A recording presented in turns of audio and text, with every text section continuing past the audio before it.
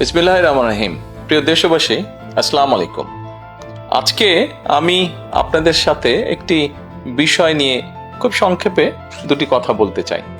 যে বিষয়টি সমাজের প্রত্যেকটি শ্রেণী পেশার মানুষকে স্পর্শ করে। যে বিষয়টি কি সেটি হচ্ছে আমাদের পরিবেশ। অর্থাৎ আমি, আপনি, আমরা সকলে যে পরিবেশটাতে থাকি সেই পরিবেশটি কেমন, আমার আশপাশটি কেমন।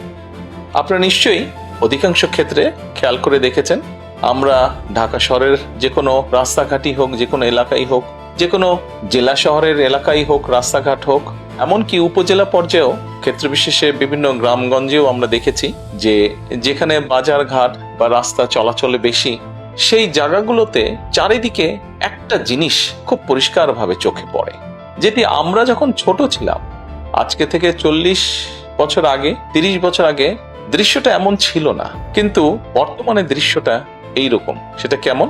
চারিদিকে আমাদের ব্যবহার করা হাতের টিস্যু, অথবা আপনার খাওয়া চিপসের প্যাকেট, অথবা বাসায় ব্যবহার করা রান্নার তেল যে তার প্লাস্টিকের বোতলটি, অথবা আমি বা আপনি পানি পান করেছি প্লাস্টিকের বোতল থেকে সেই বোতলটি, এরকম আরো অনেক ধরনের আবর্জনা যত্র তত্র সব জায়গায় ছড়িয়ে আছে। কোনো জায়গায় একটু বেশি জমা হয়ে আছে, অথবা যত্র তত্র লোকালয়ের চারিদিকে ছড়িয়ে আছে। চিন্তা করে দেখুন তো, আপনার ঘরে যে ঘরটিতে আপনি থাকেন, যে বাসাটিতে আপনি থাকেন, যদি চারিদিকে এমন টিস্যু ছড়িয়ে থাকতো, যদি চারিদিকে এমন আবর্জনা ছড়িয়ে থাকতো, আপনার কাছে কি ভালো লাগতো দেখতে? নিশ্চয়ই না, আমাদের কারো কথাই ভালো লাগতো না। কবি তো সুন্দরভাবে লিখেছেন, সবুজ শস্য শ্যামলা আমার এই ভুবন। তো আসুন না, আমরা কেন আমাদের পরিবেশটাকে সুন্দর করতে পারবো না?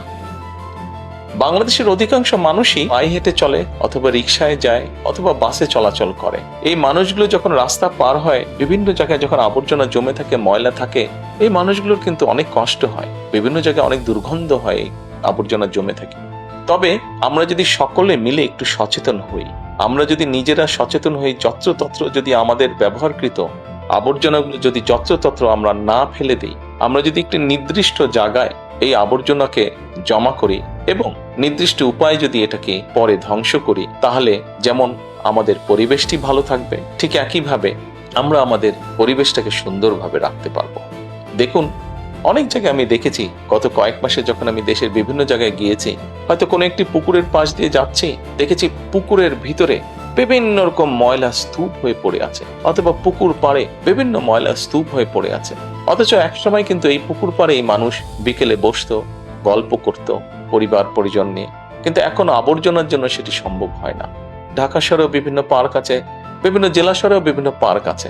আমরা পার্কগুলোতে যাচ্ছি বিকেল বেলায় পরিবার পরিজনকে সাথে নিয়ে, কিন্তু গিয়ে যখন আমরা চিনেবাদাম খাচ্ছি, অথবা চিপস খাচ্ছি, অথবা বাচ্চারা লজেন্স খাচ্ছে, খেয়েই আমরা জিনিসটা সেখানে ফেলে দিচ্ছি। আমরা যখন যাই তখন হয়তো যারা পরিচ্ছন্ন কর্মী তারা হয়তো পরিষ্কার করে রাখছে, কিন্তু আমরা যখন বেরিয়ে আসছি তখন আর সেটি আগের মতন পরিষ্কার থাকছে না। কিন্তু যদি যে পরিষ্কার থাকতো, আপনি যদি পরিষ্কার করে রেখে আসেন, আপনার পরবর্তীতে যে যাবে সেও সেই পরিচ্ছন্নতা, সুন্দর পরিবেশটি উপভোগ করতে পারবে। কাজে আসুন না, আমরা যদি আজকে থেকে প্রত্যেকে সচেতন হই, আমাদের হাতের আবর্জনা বা ব্যবহৃত আবর্জনা যদি নির্দিষ্ট জায়গায় সুন্দরভাবে আমরা গুছিয়ে ফেলি, তাহলে ধীরে ধীরে হয়তো আমরা আমাদের এই বাংলাদেশটাকে আবর্জনা মুক্ত করতে পারবো, সুন্দর একটি পরিবেশ গড়ে তুলতে পারবো। দেশটা তো আমাদের সকলের। আমরা সকলে মিলে যদি চেষ্টা করি, সকলে মিলে যদি একটু একটু করে করি, তাহলে আমরা বড় কিছু করতে সক্ষম হব। প্রিয় দেশবাসী, আপনাদের কাছে আজকে এই সহযোগিতাটা আমি চাইছি।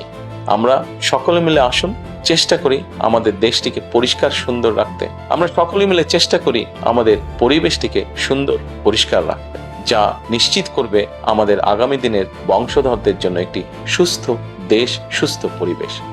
সকলকে আন্তরিক ধন্যবাদ। আসসালামু আলাইকুম।